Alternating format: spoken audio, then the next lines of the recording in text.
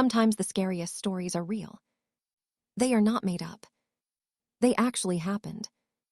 And the most terrifying part is, we don't know how they ended. Imagine Japan at night. Rain. Empty streets. Dim streetlights. Everything feels normal. But only at first glance. Because there are places you should never go. And stories that were never meant to happen. Today, you will hear 3 stories.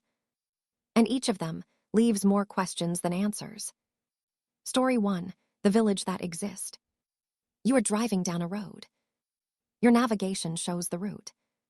Everything should be simple. But the road never ends. In Japan, there have been cases like this. Drivers got lost. The signal disappeared. The navigation stopped working. And then, they all ended up in the same place. A small village. Quiet. Too quiet. No one on the streets. But the doors of the houses are open.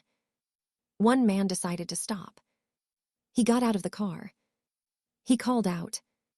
No one answered. But in one house, the light was on. He went inside. There was food on the table. Warm. Fresh. As if someone was waiting for him. And then he heard a voice. Very quiet. You are late.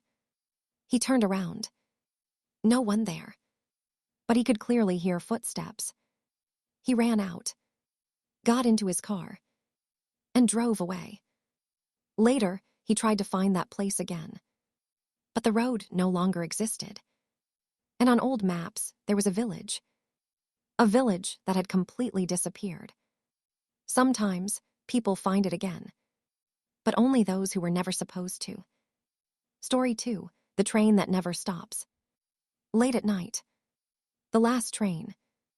Almost empty. You are sitting alone. At the next station, a girl gets in. She sits across from you. She doesn't move. Doesn't look around. Just sits there. Time passes. Passengers leave. Now it's just the 2 of you. Then suddenly, she lifts her head, looks straight at you, and says, "Do you see it too?" You don't understand.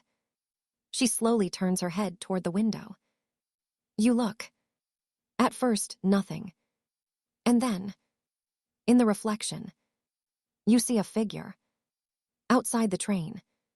But the train is moving. And the figure is keeping up. Walking at the same speed. You look away. Your heart starts beating faster. You look again. It's closer. Too close. The girl whispers. It comes on the last train. The train stops. The doors open. You step out. You turn around. The train is empty. The girl is gone. But when you look at the window, in the reflection, you are no longer alone. Story 3, Room 444. In Japan, the number 4 is associated with death. That's why many hotels don't have a room number 4 or 44. But one man received a key. Room 444. He went up to the floor. The hallway was long. Too long. He walked and counted the doors. 41. 42. 43. And then only one door remained. 444. He went inside. The room looked normal. But the mirror felt wrong.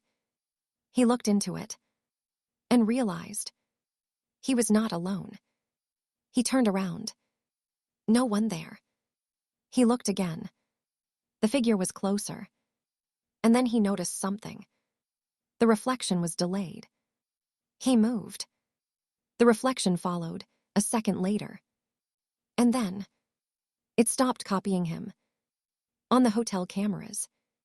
No one ever entered that room. But in the morning, the door was open. And the room was empty.